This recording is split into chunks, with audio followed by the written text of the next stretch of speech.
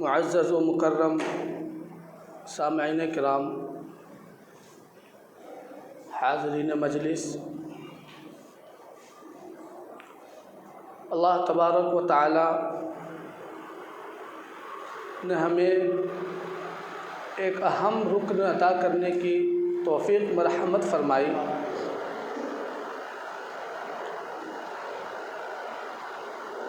سب سے پہلی چیز ہوتی ہے کہ اللہ تبارک و تعالی نے ہمیں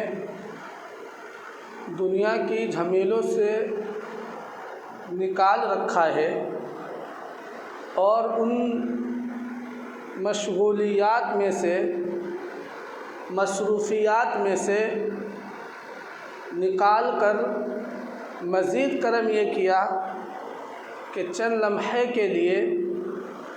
اللہ اور اللہ کے پیارے حبیب صلی اللہ علیہ وسلم کے متعلق شریعت مطہرہ کی مسائل یا اس کی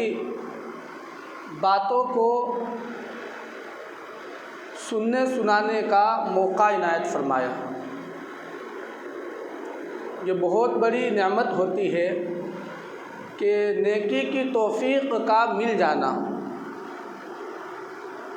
اور یہاں پر دو چیزیں ہیں، ایک تو برائی سے بچا کر یا پھر مصروفیات سے نکال کر نیکی کی طرف لانا، یہ دو چیزیں ہوئی، ایک تو مصروفیات سے نکالنا اور دوسری چیز ہے نیکی کی توفیق دے دینا۔ تو اللہ تبارک و تعالیٰ کا ہم جتنا شکر ادا کریں کم ہے۔ ان نعمتوں میں سے جیسا کہ گزشتہ ہفتے دو نعمتوں کا ذکر کیا گیا، ایک صحت تندرستی اور دوسری نعمت وہ فرصت، وقت کا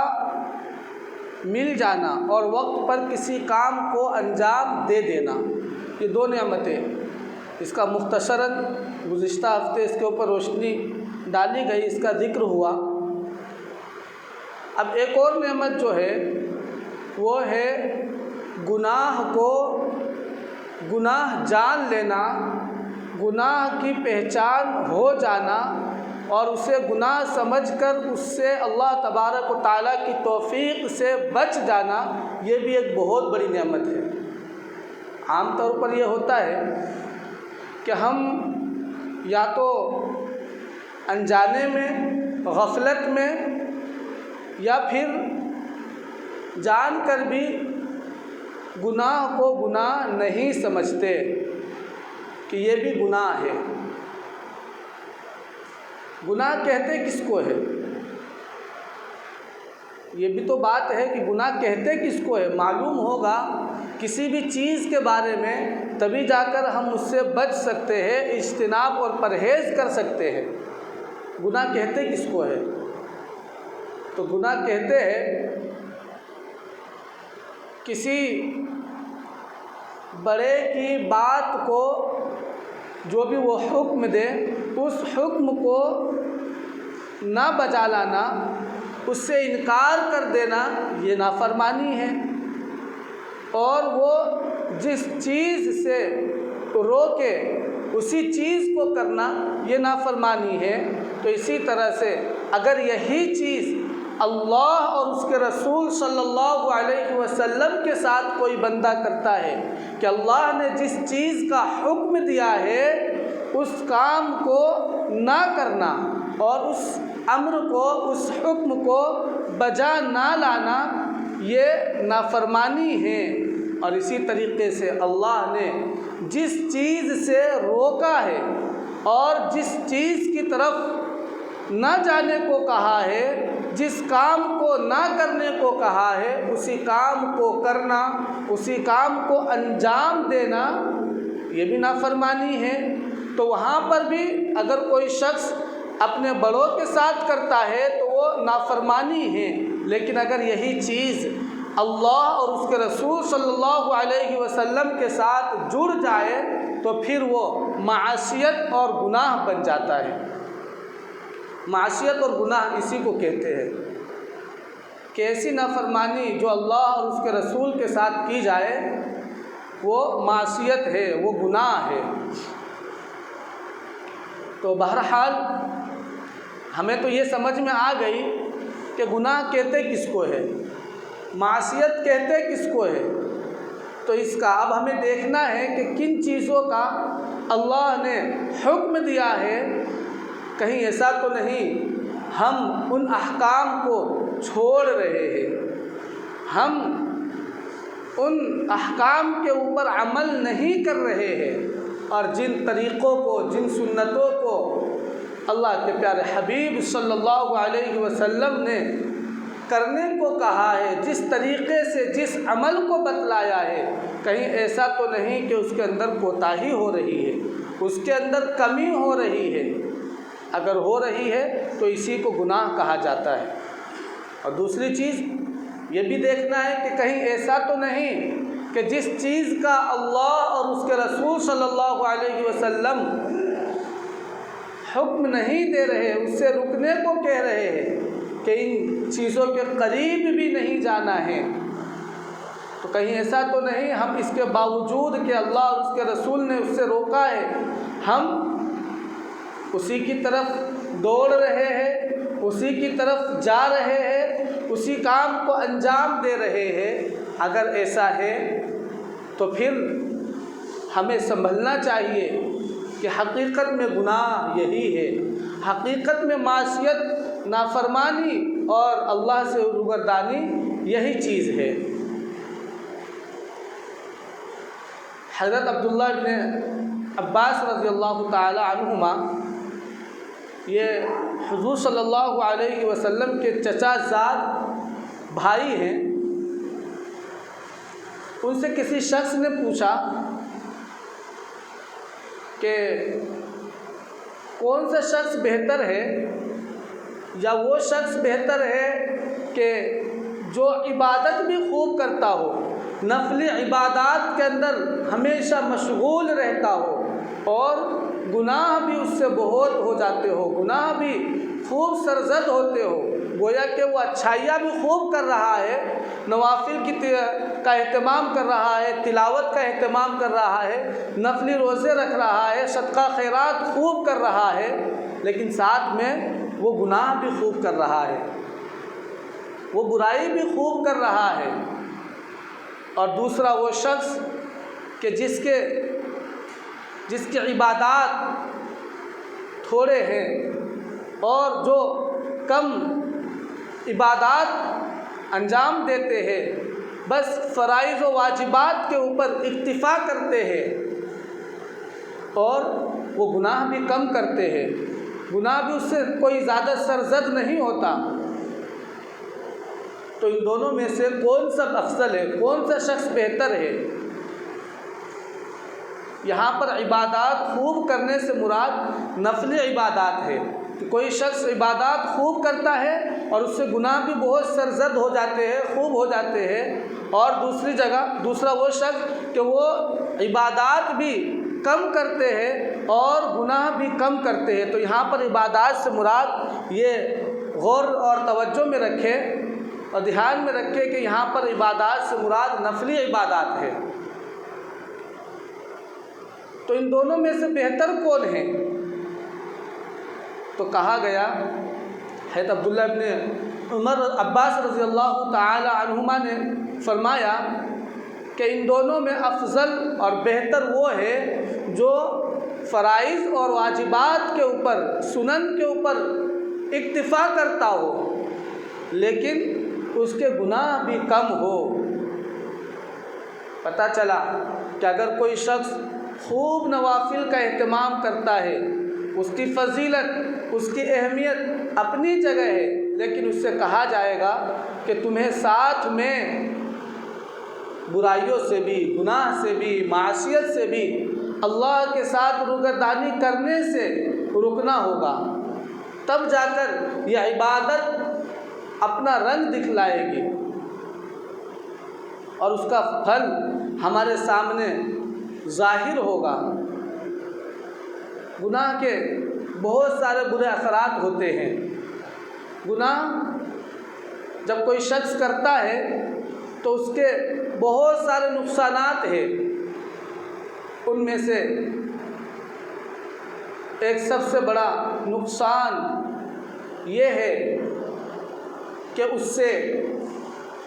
دل کا نور ختم ہو جاتا ہے، اس سے ظلمت اور تاریکی، دل اندھیرا ہو جاتا ہے۔ جو باطنی روشنی ہوتی ہے، اللہ کی روشنی ہوتی ہے، وہ اس کے دل سے رخصت ہو جاتی ہے۔ پھر اس کا دل عبادات کی طرف، طاعت کی طرف نہیں دکھتا۔ اور جب کوئی دل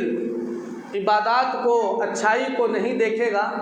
تو پھر وہ کہاں سے اچھائی کو انجام دے سکتا ہے؟ اس لیے سب سے پہلے ہمیں گناہوں کو چھوڑنا ہے۔ ہمارے ذہن و خیال کے اندر جب کبھی نیکی کا یا جب کبھی اللہ کی طرف بڑھنے کا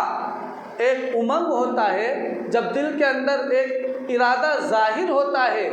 کہ ہم اللہ کے نیک بن جائے، ہم کتنے اللہ سے دور چلے گئے، ہم کبھی نمازیں نہیں پڑھتے ہیں، کبھی ہم نیکیاں نہیں کرتے ہیں، جب کبھی یہ دل کے اندر یہ ارادہ جنم لیتا ہے تو سب سے پہلے ہمیں چاہیے کہ ہم گناہوں کو چھوڑنے والے بنیں، گناہوں کو ترک کرنے والے بنیں، معصیت کو ترک کرنے والے بنیں۔ تب جا کر ہم عبادات کے اوپر قائم رہ سکتے ہیں۔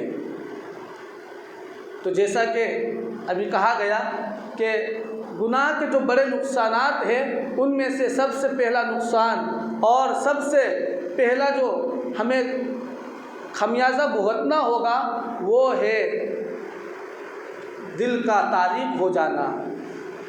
اللہ اور اس کے رسول کی روشنی کو نہ دیکھنا۔ اور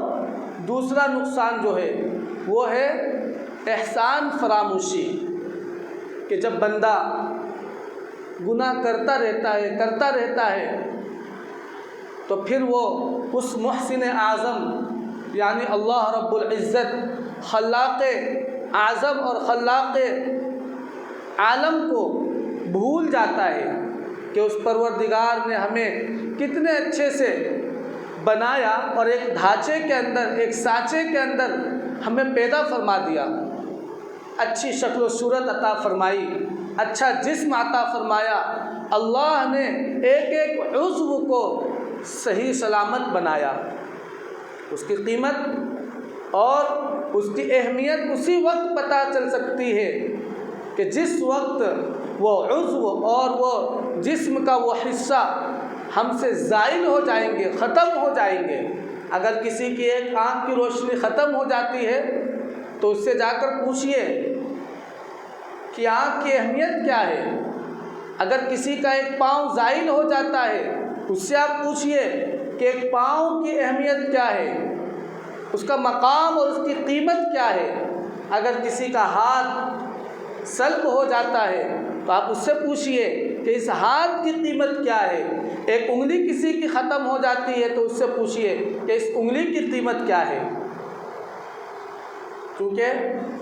ہر ایک چیز کی قیمت وہی بتا سکتا ہے جس کے پاس وہ قیمت نہ ہو، جس کے پاس وہ چیز نہ ہو، اور اس کی قیمت کا پتہ اسے کیسے چل سکتا ہے۔ اس لیے ہمیں اللہ کی دی ہوئی نعمتوں کے اوپر شکر گزاری کرنا چاہیے، اور اللہ کی دی ہوئی نعمتوں کا شکریہ بجا لائیں گے تو اللہ تبارک و تعالی ہماری نعمتوں کے اندر بڑھوتری کرتا چلا جائے گا۔ کیونکہ کوئی شخص ہے، اگر اسے صرف رات کے اندر اپنے وقت پر نیند نہیں آتی ہے تو آپ اس سے پوچھ سکتے ہیں کہ نیند کی قیمت کیا ہے، نیند کی اہمیت کیا ہے، کہ انسان اگر سو لیتا ہے تو اس کے جسم کے اندر کیا فائدے ہوتے ہیں، کیا چستی پھرتی اس کے دل کے اندر ظاہر ہوتے ہیں اور نہیں سوتا ہے تو اس کا نقصان کیا ہے؟ تو اس نیند کی قیمت وہی شخص بتا سکتا ہے جو بے چینی کے عالم میں ہو، جسے راتوں کے اندر نیند نہ آتی ہو۔ ہم پیسوں سے آنکھ کی روشنی یعنی اینک تو خرید سکتے ہیں لیکن آنکھ نہیں خرید سکتے۔ ہم پیسوں سے آرام دہ اسباب اور سامان تو خرید سکتے ہیں لیکن پیسوں سے ہم چین اور سکون نہیں خرید سکتے۔ ہم پیسوں سے صحت و تندرستی کا سامان تو مہیا کر سکتے ہیں لیکن صحت و تندرستی نہیں مل سکتی۔ ہم پیسوں کے ذریعے سے وقت کو خرید نہیں سکتے ہیں، جو کہ بڑی بڑی قیمتی چیز ہے کہ صحت، فراغت اور اس کے بعد جو ہے وہ گناہوں کا پہچان لینا، گناہوں کا علم ہو جانا کہ یہ گناہ ہے، یہ برائی ہے۔ تو ہمیں چاہیے کہ گناہ سے بچے تاکہ اس سے اللہ کی احسان فراموشی لازم نہ آئے اور ہم اس کے احسان فراموش نہ بن جائے،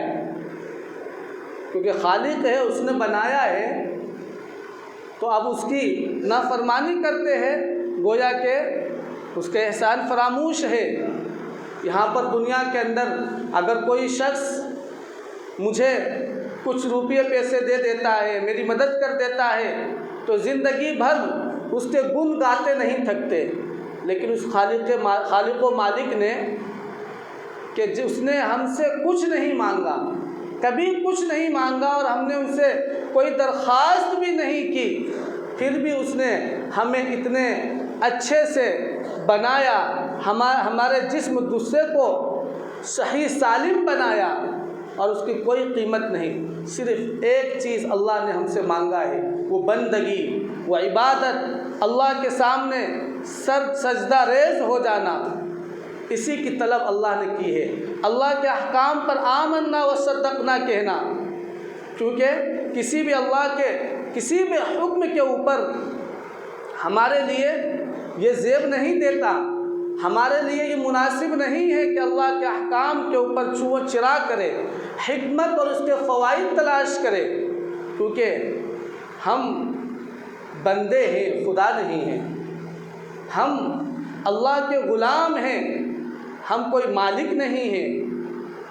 جب ہم اپنا ہی مثال لیتے ہیں کہ اپنی دکان کے اوپر ہم کسی ملازم کو رکھتے ہیں، انہیں صرف 8 گھنٹے کے لیے رکھتے ہیں، یا گھر کے اندر کسی ملازمہ کو کسی کام کے لیے رکھتے ہیں، کسی ملازم کو گھر کے سبزی بھاجی لانے کے لیے اسے اپنے کام پر رکھتے ہیں، تو اسے اگر ہم کہیں گے کہ جائیے فلاں چیز 5 کلو لے آئیے، اگر اس نے سوال کر دیا کہ حضور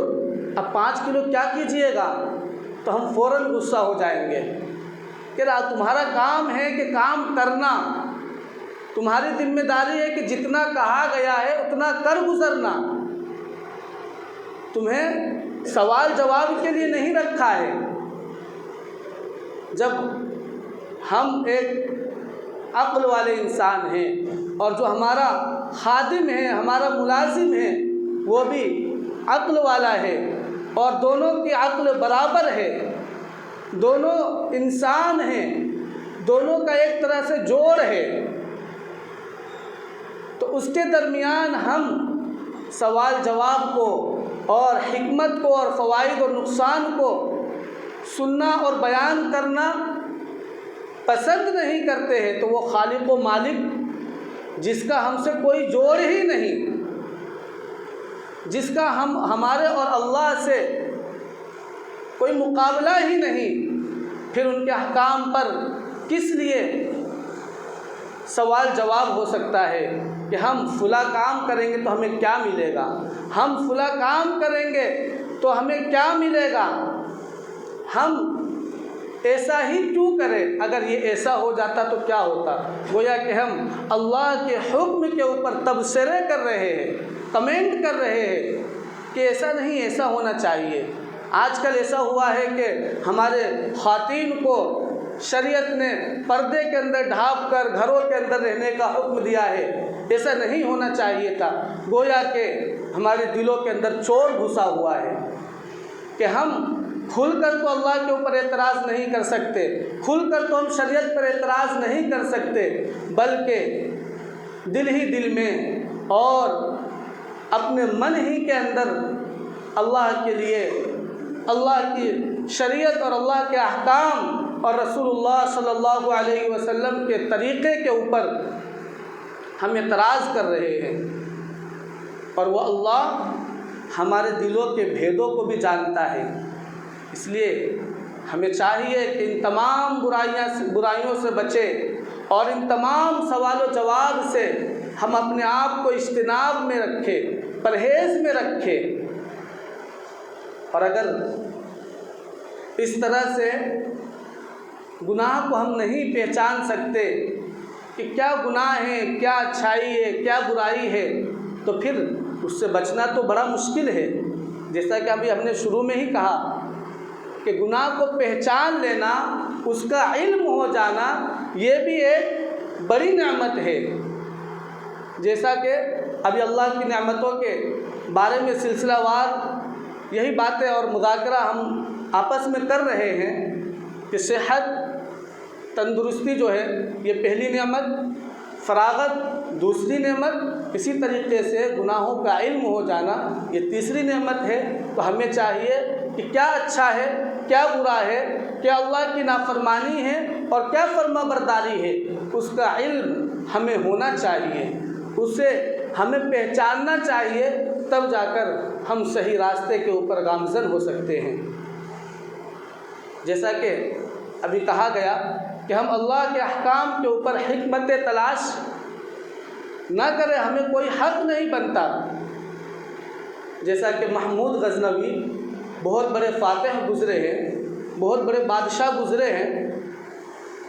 ان کا ایک وزیر تھا، ایک قریبی، جس کا نام ایاز تھا۔ وہ آپ سنتے ہوں گے شعر کئی مرتبہ کہ ایک ہی صف میں کھڑے ہو گئے محمود و ایاز، نہ کوئی بندہ رہا نہ کوئی بندہ نواز۔ تو یہاں پر محمود ایاز سے مراد وہی بادشاہ اور اس کا وزیر ہے، کہ بادشاہ بھی اسی لائن میں ہے اور وزیر بھی اسی لائن میں ہے۔ تو بہرحال ہمیں ادھر تشریح نہیں کرنی ہے۔ تو محمود نے یعنی اس بادشاہ نے اپنے وزیر کو، جتنے بھی وزیر تھے ان کو بلایا، کیونکہ ان کے دل کے اندر ایک بات کھٹک رہی تھی کہ بادشاہ سلامت جو ہے صرف ایاز ہی کو اپنا مقرب مانتے ہیں، وہ تھا بھی اس قابل، اس لیے اسے اپنا مقرب مانتے تھے۔ تو بہرحال وہ ان سب کو جمع کرتے ہیں اور ایک قیمتی ہیرا ہوتا ہے، خوبصورت ہیرا ہوتا ہے، اسے ایک وزیر کو بلاتے اور کہتے ہیں کہ اسے اٹھا کر پٹک دو، یعنی اسے پھوڑ دو، پٹک دو۔ تو وہ وزیر ہاتھ جوڑنے لگا کہ بادشاہ سلامت یہ آپ کیا کروا رہے ہیں، ہم ایسی غلطی کبھی نہیں کر سکتے ہیں۔ وہ پیچھے ہٹ گیا، دوسرے کو کہا، تیسرے کو کہا، اسی طرح سے کئی وزیر کو ایسا حکم دیا، لیکن کسی نے اس کی جرأت نہیں کی کہ اتنا قیمتی ہیرا ہے، ہم اسے کیسے پھوڑ دیں، ہم اسے کیسے پٹک دیں۔ تو بہرحال کسی نے اس کی جرأت ہی نہیں کی، اور جب ایاز سے کہا گیا کہ اسے توڑ دو، اٹھا کر پٹک دو، اس نے اس زور سے پٹکا کہ چور چور ہو گیا۔ اب بادشاہ سلامت اسے ڈانٹنے ڈپٹنے لگے، غصہ کرنے لگے کہ تم نے یہ کیا کر دیا، پھوڑ دیا، توڑ دیا، اتنا نقصان ہو گیا، اور تم نے ایسا کیوں کیا؟ اس نے جواب دیا کہ بادشاہ سلامت مجھے معلوم ہے کہ یہ ہیرا اور یہ قیمتی جوہر بہت قیمتی ہے، اس کا مجھے اندازہ تھا اور ابھی بھی ہے، لیکن بادشاہ سلامت آپ نے حکم دیا تھا جو کہ اس جوہر سے اور اس ہیرے سے کئی درجہ قیمتی ہے، اس لیے میں نے اسے تو توڑنا گوارا کیا اور اس قیمتی چیز کو ضائع کرنا گوارا تو کیا، لیکن آپ کے حکم کی ہم تعمیل نہ کریں، اس کی نافرمانی کر دے اور پیچھے ہٹ جائے، اس کو ہم نے گوارا نہیں کیا۔ تو بادشاہ نے کہا کہ دیکھا، اسی لیے ہم اسے اپنا مقرب مانتے ہیں کہ اس کے اندر چو چرا نہیں ہے، کہ کیوں، کیا، کیسے، کب، کیوں کریں، اس کا کیا فائدہ ہے، کیا نقصان ہے، اس لیے ہم اسے اپنا مقرب بناتے ہیں۔ تو اسی طرح سے جو بندہ اللہ اور اس کے رسول صلی اللہ علیہ وسلم کے حکم پر بلا چو چرا عمل پیرا ہو جاتا ہے تو پھر اس کا مقام بھی اللہ کے نزدیک ویسا ہی ہوتا ہے جیسا کہ اللہ اور اس کے رسول جانتے ہیں اور وہ چاہتے ہیں۔ اس لیے ہمیں چاہیے کہ ہم احکام شریعت کے اوپر عمل پیرا ہو جائے، گناہوں سے بہت دور چلے جائے، اور جب کبھی ہمیں نیک بننے کی امنگ اور امید اور ارادہ ہمارے دلوں کے اندر انگڑائیاں لینے لگے، سب سے پہلے ہمیں دھیرے دھیرے گناہوں کو چھوڑنے کا والا بننا چاہیے، اور گناہوں کو جب ہم چھوڑ دیتے ہیں تو خود بخود ہم عابد بن جائیں گے، اللہ کے بندے بن جائیں گے۔ اللہ تبارک و تعالی ہمیں عمل کی توفیق عطا فرمائے، آمین۔ وآخر دعوانا الحمدللہ۔